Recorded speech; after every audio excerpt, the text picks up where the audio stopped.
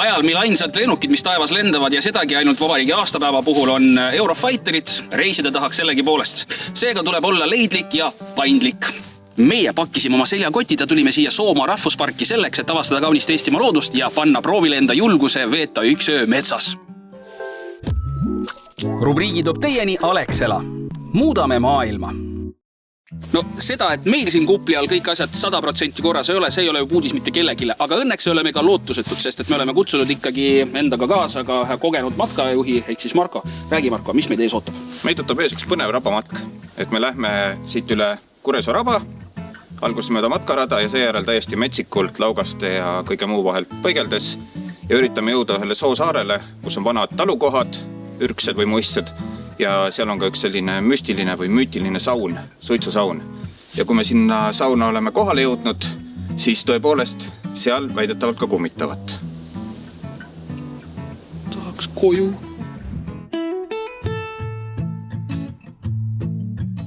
No nii, oleme siin metsa vahel kõndinud juba ma ütleks, et 15 kilomeetrit. Ja vahepeal tundus, et oleme tagasi seal, kust alustasime. Seega võib juhtuda, et me oleme ringteele sattunud. Ega seda matkaselli ei tea, kas ikka tasub usaldada niimoodi kohe esimesest korrast ka alates.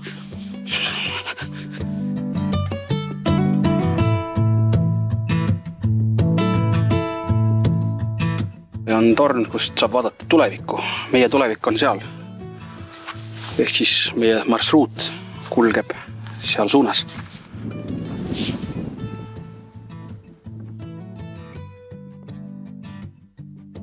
Viienda aastaaja ehk suurvete ajal muutuvad olud Soomaal mitte päevade või isegi tundidega, vaid suisa minutitega. Kui eelmisel päeval pääses matkajuht toona ja hüljatud muinaskülla üle jää ilma probleemideta, siis suur sulailm muutis vähem kui 24 tunniga jõejää ületamatuks ning rabaavarused püdelaks mülkaks. No ilus laudtee on nüüd meil ilusti selja taha jäänud ja ees ootab meid selline väli. Kuivõrd arvestada seda, et õues on +9 kraadi, siis ega siin väga kindlat tunnet ei ole. Hommikuks ei pruugi seda jääd siin enam olla, võib jää asemel vesi olla. Et kohale sinna jõuame tagasi. See oht on ka, sest teiselt poolt me mööda jõge ka üle enam ei saa, seal on juba jää läinud, nii et... Kõlab ohtlikult.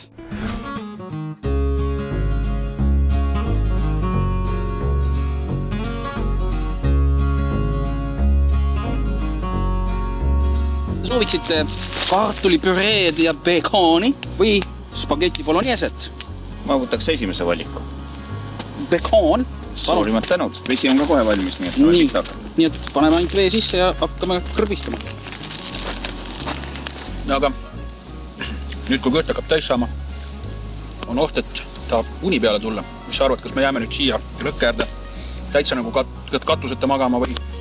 Õnneks on niimoodi, et siin Soomaa piirkonnas on kohti, kuhu saab ka öisel ajal ööbima minna RMK platse ja muid kohtasid päris piisavalt, et kindlasti me mingi sooja öömaja leiame, kus äkki saab saunas ka kondid kuumaks ajada.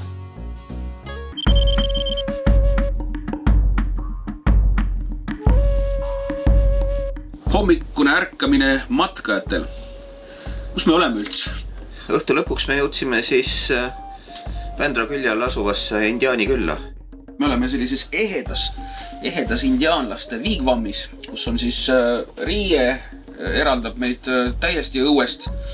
Keset viigvammi on meil siis pandud ka selline nii-öelda saunakeris, mida siis tuli öösel usinasti kütta, et soe sees oleks. Ja sellised mugavad lamatsid. Aga igal juhul on see parem kui värskes õhus. Mis jutt? Igal juhul on see parem kui lageda taeval. Kuidas inimene, kes tahab minna matkama, peaks talitama looduses ja kuidas ennast ette valmistada selleks? Hoolimata väga levinud eksiarvamusest ei pea olema hirmus fancy mingi tipptaseme varustus selleks, et metsa minna, et kõik vajalikud tegelikult kodust kätte. Looduses käimine ja matkamine ka väljaspool väljakujunenud matkaradasid, see on tegelikult igal ühel jõukohane. Mis muud kui praegu korraks koju natukene oma varustust üle vaadata ja miks mitte võib-olla siin lähipäevadel juba uuele katsele. Ehk jõuame ka sinna suitsusauna ka. Rubriigi toob teieni Alexela. Muudame maailma.